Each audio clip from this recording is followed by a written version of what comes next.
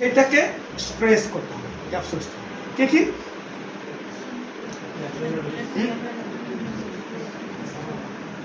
কি medial rotation lateral rotation তো বের হয়ে গেল মিডিয়াল রোটেশন তারপরে কি ফ্লেকশন তারপরে কি অ্যাবডাকশন তারপরে ইন্টারনাল রোটেশন একদম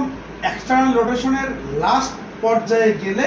ক্যাপসুল টাচ করে দেখি একদম লাস্ট পর্যায়ে গেলে ইনার পোর্শনটা টাচ করে আউটার পোর্শনটা বাইরে বেরিয়ে আসে আর এটাতে পুরোপুরি টাচ করে তাহলে মিডিয়াল রোটেশন সবচেয়ে বেশি তারপরে ফ্লেকশন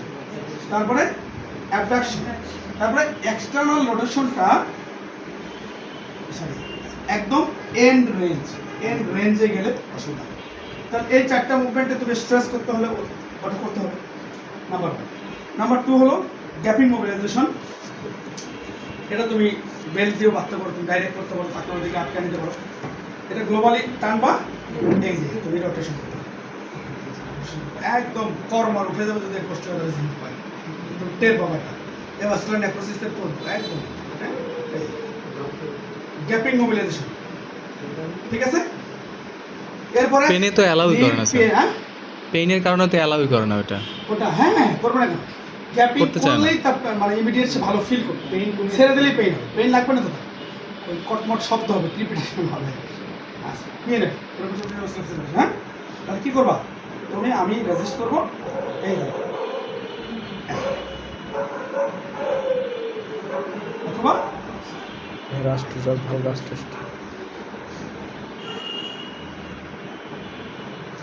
মিডিয়াল রোটেশন করে ল্যাটারাল রোটেশন করে ফ্লেকশন থেকে এক্সটেনশন ওকে তাহলে ফ্লেকশন কে lateral rotation adduction then extension তাহলে ফ্লেকশন এক্সটেনশন কে flexion lateral rotation flexion then extension এটাকে কিভাবে করতে হবে